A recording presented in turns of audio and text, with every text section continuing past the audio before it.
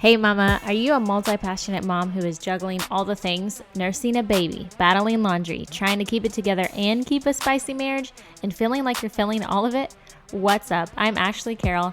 I'm here to hold your hand through this process because I believe when you're ready to take control of your life, beat the limiting excuses, step into your own power, you can not only survive, but you can thrive. But you're gonna have to show up for yourself. It's time for me to tough love your way through prioritization, taking self-care seriously, getting rid of excuses, reconnecting with your family, kids, and spouse, and quite honestly, learning to love the chaos because the glory is in the journey. It's in the mess. In this podcast, you will find balance for busy mamas, navigating mom guilt, time management strategies, and everything in between with no fluff and lots of fun. Let's go. You guys, this is Heather from, is it A Life Well Loved or My Life Well Loved? It's My Life Well Loved. Okay, that's what I thought, but I wanted to make sure. And you have the cutest, in fact, I was just looking at it, your Instagram account, you posted a bathing suit, like you share amazing things. You are my type, you are my type of girl. I'm like, oh, I need to get this. And my husband's going to hate me, but I need to get this. But you posted a bathing suit and I was like, I need to get it. It's probably not on sale anymore, but. Probably that leopard one. And if it is still on sale and it's very cute. You're so right. Oh my gosh. But thank you for having me. I'm so glad to be here. I really am excited to be on and finally getting our kids' schedules and our schedules worked out to talk. Yes, definitely. The thing that I love, which one of the things that I wanted to chat with you today about was image. And so it was a funny thing, me getting ready. Mom life. So I'm in like a tee, I'm in like bike shorts, my hair's in a messy bun. And I was like, and my husband, just came home to watch the kids. And I was like, do you think I should get ready? Like, do you think I should put on like makeup? It's like now 5:30 and I'm just attempting to try to like look decent. He's like, no. And I was like, you know what? I'm not. I was like, cause we're talking about image right now. And I just was like, no, not going to do it. And then I love that you showed up and you have a tee on, your hair's pulled back. And I'm like, yes, absolutely. What it's about. Well, we have been to the pool today and I have been full on mommy mode all day. And so I have not even showered off, but I'm like, the pool was my shower today, I guess. Right. Yeah. That's how it is some days. Yeah, totally. Yes. So, I know we had talked about postpartum depression a little bit, or, we had chatted about talking about it today. But for some reason, like my heart is really being pulled towards like image and this idea of our struggle with image. And so I wanted to ask you if you could share a time, when you struggled with image and why that was something that kind of came to mind when you thought of, being on the podcast.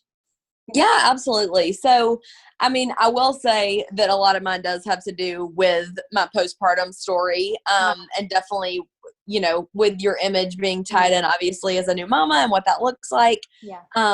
So I would say that the biggest struggle that I had, and for those who don't know my story, I'm Heather. I live in Birmingham, Alabama. I have 2 kids. I'm a boy mama. So I have Layton, who's 4, and Finn, who's 1. And my postpartum experiences with both were vastly different. Mm-hmm. And I actually have been a bar instructor for almost a decade. I actually had to step away from that last year just because with how busy My Life Well Loved is growing as a business and as a community, which is super exciting. But with the things that I struggle with the most, I would say in my journey of motherhood was definitely postpartum depression after my first son.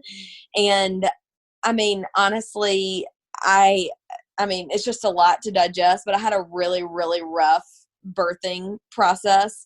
And I'm sure if you're a mom, you can imagine what typically happens when stitches are involved. And I had the worst degree of that. And so for me, I have put a lot of my, and I hate to say this because it's embarrassing to admit, but it is just like sinful nature that I have put a lot of my worth, I think, even more so than I realized at the time, into the way that I looked and working out and being able to be, super fit, and people looking to me in my role as a blogger and Instagrammer and all this stuff of being, on top of being a fit pregnancy and, a picture of working out consistently and all those things. Mm-hmm. So for me to go through, and also the people that know me in real life, I'm the type of person where if I'm not like bubbly and laughing and upbeat and like super positive all the time. They're like, what's wrong? Oh, yeah. And so for me to actually experience postpartum depression after I had Layton, my 4-year-old, I like literally I did not recognize myself because I was so used to the go, go, go fast pace that I thrive on and positivity. Yeah. And I had Layton and my hormones went wackadoodle on me. And I was trying to figure out like, yes. So I didn't know how to figure out like, okay, so now my doctor, most of the time, you know, you have a baby and they're like, okay, well, we really encourage you to get walking and like, that's really important, be active. And she goes, you are not to walk past your mailbox for 6 weeks. You sit on your couch on a donut and you sit there and you recover. And I was like, I'm sorry, what? Like totally rocked my world. Yeah. So I think that I really started to struggle with my image and who I had always been pre-motherhood during that time. And I don't think that I realized that until later on what the root of it was. The root of it was, 1, I was rocked by hormones. 2, I thought breastfeeding just came naturally because that's what everybody tells you happens. And I'm not even a cusser, but the baby would latch on and I literally was cussing and like bleeding and broken in every part of my female body. And I did not know what to do with the lack of sleep. And then I was like, my stress relief is working out and I can't work out. So, I can totally feel you right now because with a 9-month-old, which is funny. I think this was meant to be this conversation right now because he is 9 months. So he's going through a sleep regression. So we literally woke up like almost every 2 hours. And then, you know, and then I was like on the verge of mastitis where it was like so hard. And so when you're saying, you know, you're not a cusser and you're about to like literally 2 days ago when he would latch on, I was like, like, you know, and you're just like, but it has to happen, you know, because you did it all together. And I'm just like, oh my gosh, bless your heart. I'm so sorry. Oh, it just makes me hurt. I'm like, I actually like want to clutch my chest. I'm like, oh, it just makes the pain come back. The things we do for our babies. Yes, no kidding. Jeez Louise. So long story short, I remember like being so just like freaking out internally. I'm not really a crier either. And I was crying like 3 and 4 times a day over silly stuff. And I was just like, who is this person? Like, what just happened to me? I did not feel like me anymore, I guess is what I'm trying to say. And so when I went to, because of my traumatic birth experience, I actually was supposed to come back for a 2-week checkup instead of most women go back for a 6-week checkup. So I came in for the 2-week checkup and my doctor actually was a Pure Barre client of mine. So I knew her outside of just being my doctor. And so she was like, you know, hey Heather, how are you doing? And what I said to her was, I just want to know when I'm going to feel like myself again. And she goes, oh, well, let's talk some more about that. And I was kind of like, well, I'm sure this is normal. Like, I just want to know when I'm going to feel like myself again. And she was like, well, actually, that's not really normal. So, you know, obviously, like, you've had a major life change and you're learning how to become a mom. There's all these things, but, you know, you shouldn't be having some of the symptoms and things that you're describing to me. And she was like, I actually think that we should start talking about a medication. And I remember just being like, medication? Like, I'm Heather Brown. I'm happy. I'm going to get them. I don't need medication. What are you talking about? And so I think it was just like a truly humbling experience. And also, like you said, like my image of myself was wrecked and I didn't know what to do with that. Which I don't know. Did you have any kind of experiences like that with image that was different from child to child?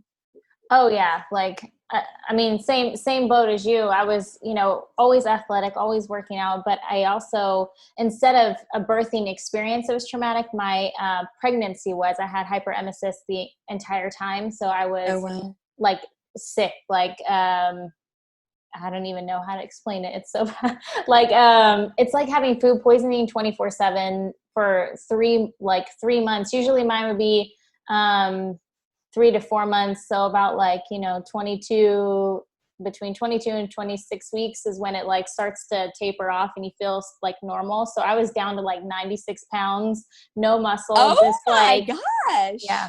For somebody who like you, go. And then also, I had podcasts and I had, because I've been podcasting since 2016. And so, podcasting and being the mom that did all the things and went to all the things and could go and, I was in good health. And then all of a sudden, you're like in bed rest. And it's like, now, you're forced into like figuring out who you are at your core and what you, have been kind of relying on to show up as outwardly, as like, and so it's hard. It's hard.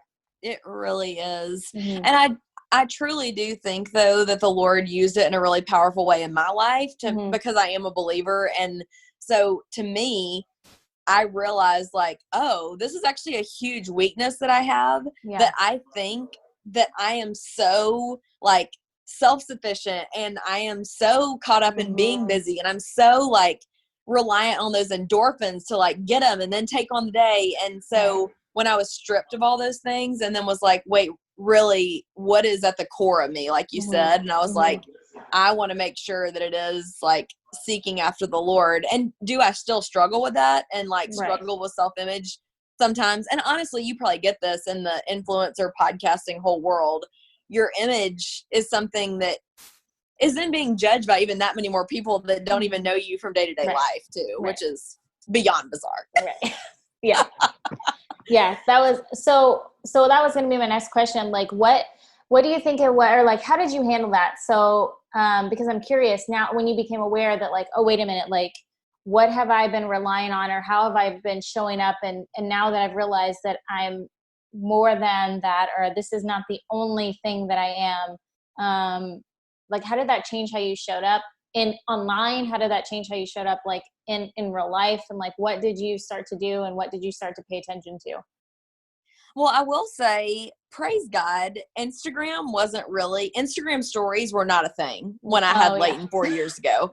And I'm like, oh my gosh, thank you, Jesus. Like, I truly feel for mothers now when you have a newborn and you're trying to figure out your new normal, and especially with your first baby when it's just like shell shock of your new life, like I can't imagine the pressure that must be on you and like other podcasters, influencers, bloggers, whatever, that then have to still show up on Instagram stories every day and be like, here I am, like in the middle of it, like, whoa. So anyway, praise God that during that time in my life, I did not have to be on Instagram stories every day.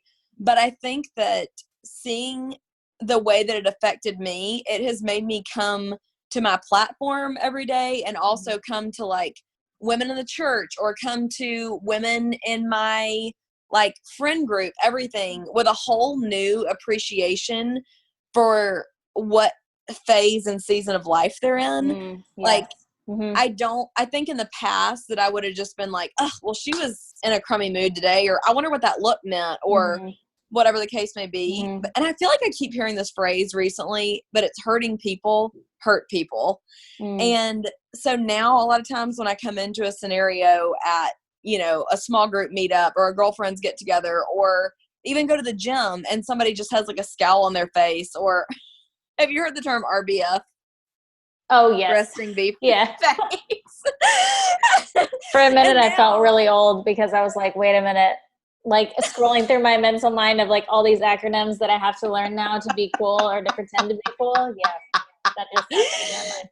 I was like, wait a minute. I was like, they're going to nod and pretend like I knew it. And I was like, oh shoot, I actually just got it. Yes, I know what it means. So funny. So for those that don't know, it's resting face. Right. So if like I see that now, instead of just being like, oh, well, she's having a bad attitude or she's being this, that, or the other, I'm like, she probably is hurting today. And like, maybe I should actually like, even though I smiled at her and she didn't smile back, maybe I should try to smile again. Or maybe at the gym, I should say like, hey girl, how you doing today? Or like, man, I saw you in class today. That was so hard. Just like trying to strike up a conversation or check in on people more instead of just being like, oh, I'm just going to write that off. Right. Because a lot of times I think grace instead of judgment.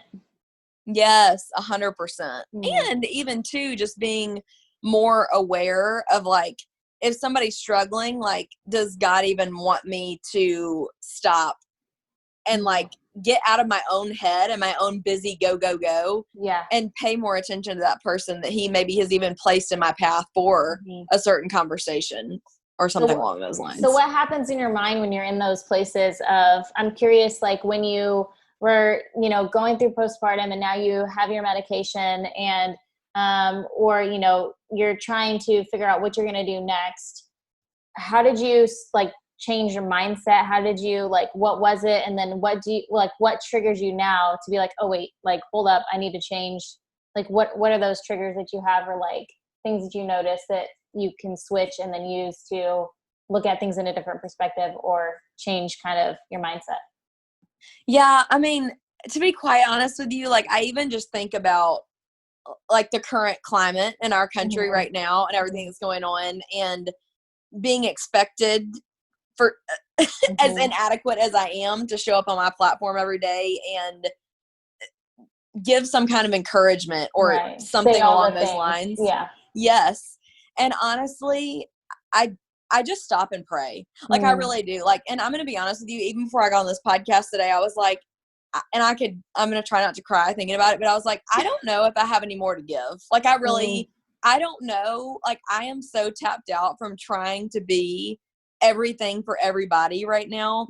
And at the end of the day, I think I just literally sat in my office and I was like, Lord, I don't know what to do and I don't know what to say. So I'm going to turn on worship music and I'm going to listen to that and let that just infiltrate my thoughts. And I just need you to come and give me peace and give me an ability to speak words that aren't mine, because I'm going to fall short, and Heather Brown is going to falter. And you know what? I'm human, and so are other women, and so are the people listening to this. And no matter what I say, somebody's going to find fault with it. And like I said, hurting people hurt people. So if you're hurt and you're looking for a reason to be mad or be hurt or be upset, you're going to find it in what I say or what you say or whatever. So I think that the Lord has just trained me to just come to him when I'm struggling. Like, and my go-to is when I don't even have the wherewithal to be like, okay, I'm going to sit down and do my devotion. The least thing I can do, I feel like, is turn on worship music and just be like, Lord, help prepare my mind for what's ahead. Help me prepare for the day. I am at a loss. Like, I am at the end. Heather is at the end of her rope. So I need you to give me that extra measure of grace to go and do the things that you have set in my path today to handle. Yeah. How would you answer that question? Oh gosh, I don't know if we have enough time. I mean, I think it's just being self-aware and then knowing that, like, it's not sustainable. Like, you cannot show up for all the people and yourself and do all the things and be superwoman and please everybody. And so I think it really wasn't anything transformational. It's just knowing, like, and accepting that I'm human and I'm going to show up however I can today. And I hope that it's my best. And if people truly know me, then they'll know that it comes from a good place. And if they don't know me, then that's on them. Like, that's not me. I'm showing up the best I can every day.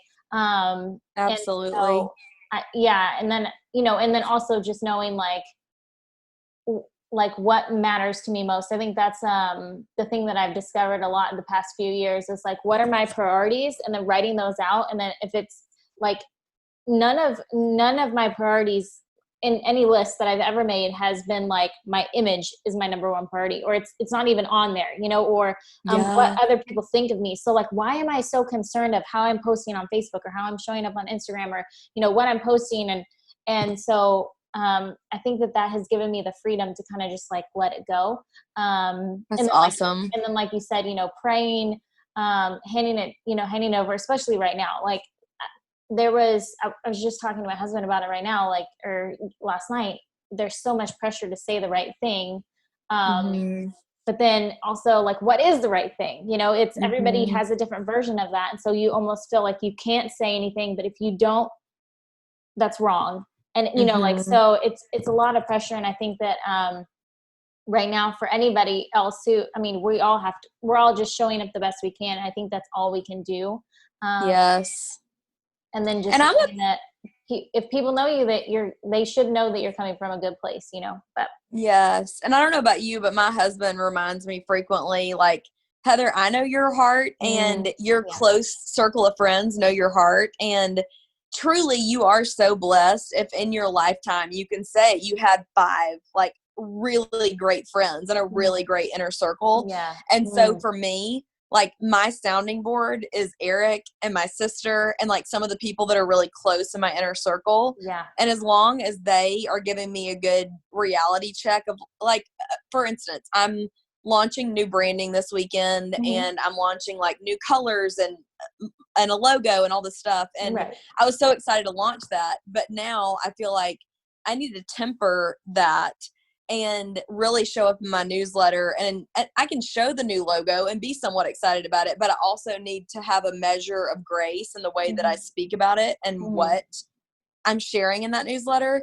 So I just like literally sat down and I was like, okay, here we go. And I just like wrote from the heart. And I was like, I'm just going to sit here in pure emotion and pure like whatever. And I like cranked up my worship music and I just was like writing. And I'm like, okay, there's my first rough draft. And now I'm going to take it through the funnel of like my close circle of friends, like Eric and my husband, who like literally is my best friend and like who I like trust to the nth degree with everything that I put out there. And I'm like, and if he reads it and if my close friend, you know, that has the same values and beliefs as I do, she reads it and they don't see anything wrong with it, then I feel like that's the best you can. Like, what else can I do? You know? And so I feel like I just really want to make sure that the impact that I'm having, even if it offends 1 or 2 people, which I have already, I've already gotten a couple people I've offended. And I'm like, all I can do is say, I'm sorry if that hurts your feelings, but I really am truly trying to do my best. And like, whether you are with me in my community or not, like I'm still praying for you and I stand with you. So yeah. It's hard to navigate. And then, you know, even going back to motherhood and, you know, laughing about the way we look right now, I want to encourage other moms. It's like everything is seasonal. So right now, like I have spit up, you know, like I have, last week I tried to actually put on a real shirt before my husband came home. I was like, I'm going to get dressed. I'm going to get ready. And like, you know, I have a baby. So like whenever I feed him, everything that he has on his body ends up on me, especially after he eats. And so I remember like picking him up and then like, I just had avocado all over. And so I was like, well, and then my husband came home and I was like, I'm back in this shirt, you know, and I was telling him, I was like, I tried, I've had a cute shirt on, I promise. And he's like, I don't care. Like, you know, the day you're, you know, like, so I think it's just reminding ourselves what our priorities are. Like my kids are happy, they're healthy. Like, my hair may be up every day of the week for the rest of, you know, the next 2 years. But I mean, that is just a symbol of me showing up every day for my kids instead of putting my image and what I look outwardly first. So, well, and I will say too, that I think that there's such a balance. Like for me, I know that like how I'm going to show up best for my kids each day is to like, for me personally, it looks like trying to either spend time either listening to worship music or getting in the word and then working out. Like I know if I do those 2 things each day, I'm going to show up the best for my kids, for my husband, for everything. And then if I get my hair and makeup done, that's a bonus. Yeah. Whereas for some women, like they have to determine, like I know plenty of friends that say, I feel my best and show up my best for my friends and my family when I take the time to get up and do their version of self-care, which is doing their hair and makeup. And I'm like, awesome. And they're like, but then I don't have time to work out, but only once a week or twice a week. And I'm like, hey, you got to do what's right for you. You know, everybody has to find their own sense of balance. That's a good point. That's so I would say like, I probably do my hair and makeup once or twice a week and I'm doing really good if I do that, but I got my workout in 5 days a week. So, hey, no, I think that's an excellent point. Like we have to do what is best for us. And that is something that I think is huge and something that I'm going to spend a lot of time talking about in this podcast is just like showing up for ourselves, and it's okay to show up for ourselves. Like let's do that so we can pour into others better, because we don't do anybody any service when we're tapped out. Yes. And I always love that phrase, you can't pour from an empty cup. So you have to find out what makes you not feel like you're pouring from an empty cup. And I think that life is all about seasons too. Like there's definitely going to be seasons of just like, you're a new mom. It's a amazing, awesome season, Yes. but it is also Yes. hard. That is a hard season. Yes. So, and then same thing with your marriage, with your relationship with friends. Like, you're going to have really great, like, abounding seasons of, like, so much fun and wonderful things. But then there's also hard seasons. You have to figure out what that looks like with the up and down. Oh, yeah, totally. Ugh. So I hope that this conversation was not as tough as you thought it was going to be going into it. But no, I think this is great. And I really think that, you know, a lot of moms need this right now. I think that it's just, we have a lot of pressures on ourselves, and whether we're influencers or not, because of social media, because of Facebook, because of family members, I mean, whatever, you know, internal pressures in our heads, and this expectation that we've given ourselves that is typically like way out there that nobody expects us to achieve, but we put it on ourselves.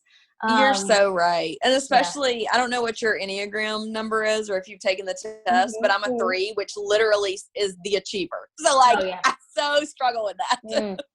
See, I need to actually read the book. I think that, because I think I've taken the quiz like several times, and I keep getting, an 8. And maybe if you know about the Enneagram, you can tell me if this is true for me or not. But I'm like, no, that can't be what I am. Like, that's not it. I don't accept it. Well, hey, actually, you know, the 8 is called the challenger. Right. And so that would be appropriate that you'd be like, I'm going to challenge this. Like, why am I that? Like, I don't understand. So I will say, when I took the test, I was torn between whether I was a 3, which is the achiever, or a 7, which is basically like fun all the time. Yeah. And so if you get the book I read was The Road Back to You. Yes. But if you read the negatives of numbers you're torn between, like, I literally wanted to crawl under the table and like bury my head when I read the negatives of 3, because it like pierced so deep in my heart that I was like, oh my God, this is terrible. I don't want to be that, but I think I am. So that was how I knew what I was. Yeah. When it was so convicting, you're like, dang it. Yes, totally. That's funny.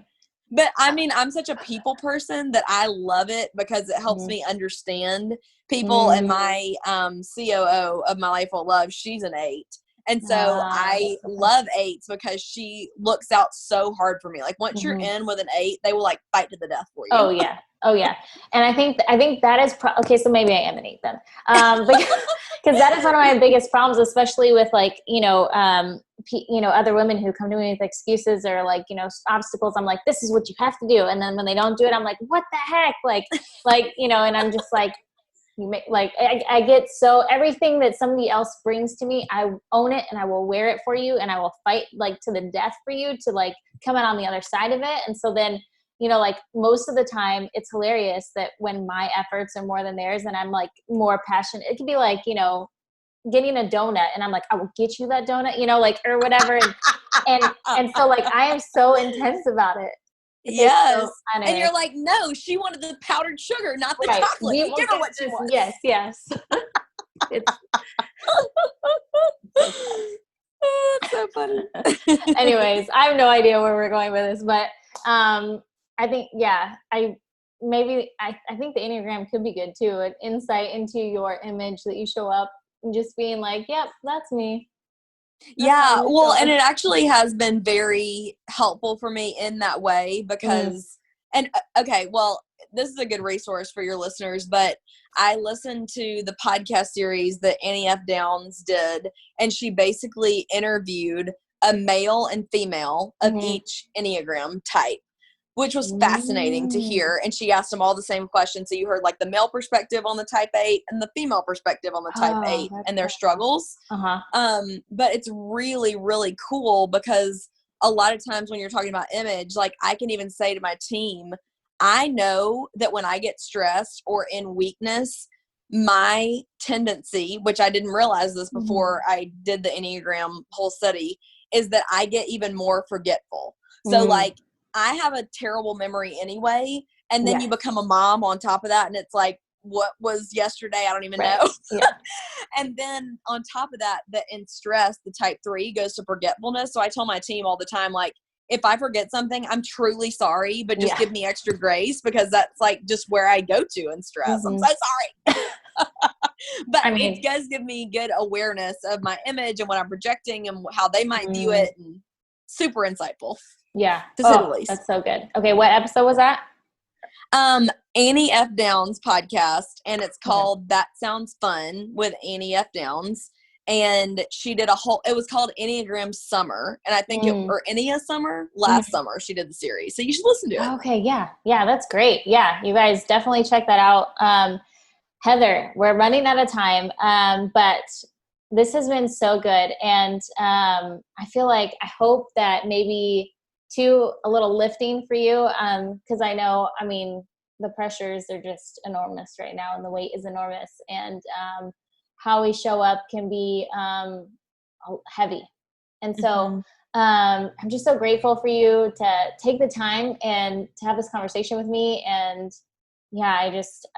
if there is any last word of encouragement that you want to leave the mamas listening, I would love for you to share that if you have one. Yeah, for sure. I mean, well, it's funny you use the word encouragement, because when I was talking with my husband about this whole scenario and how we're supposed to show up, he was like, Heather, if there's one thing I can tell you, it is that God has gifted you with encouragement, and God has also gifted you with the platform that he's given you. So at the end of the day, listen to your friends and the Mindful Love community and hear how they want you to show up for them. Whatever the majority wants, he was like, do it in an encouraging manner, because that's what everyone needs right now is encouragement. So I think that I want to say to your listeners that I hope that you feel encouraged listening to this, and that if there is something going on in your life that's either like an image issue or postpartum depression or baby blues, or you're struggling with breastfeeding or mastitis or whatever it is, I want to encourage you to find something that fills your cup.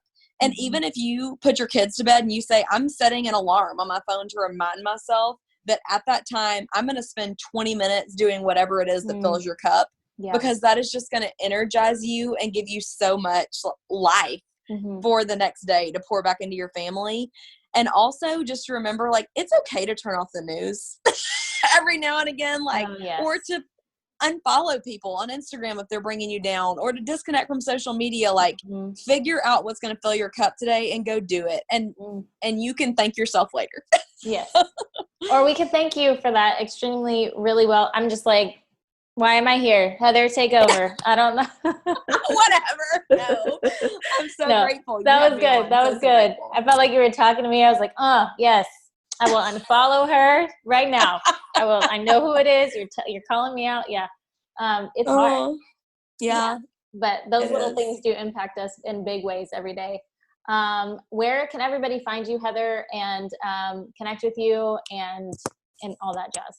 Yeah, I'm Heather Brown on mylifewellloved.com, or on Instagram, I'm at mylifewellloved, and you can find me every day there talking about how to empower women to make like the healthiest, best, easy, balanced life choices. And I truly just feel honored that you had me today. So thank you for inviting me on your podcast, and thank you for doing what you do to encourage women every day. Like, especially having a 9-month-old and 3 kids, like you're a powerhouse. So no, it's just showing up messy every day. I don't just show up, and if it's messy, whatever. But yeah, you guys definitely need to follow Heather. Your Amazon cart will stay full, because mine I'm like, you have highlights of every place. And I'm like, oh dang, I want to see. And I'm like, oh no, this is bad. This is bad. So, come follow me in Instagram stories, and you'll see the hot mess express I am too every day. So, and some fun Amazon stuff thrown in, like you said. Yeah. It's all good. It's all good. All right. Thank you, Heather. Thank you so much. I'll talk to you soon. Hey guys, as always, if you liked this episode and if you found it helpful, make sure you share it with a friend and subscribe so that we don't miss out on future episodes.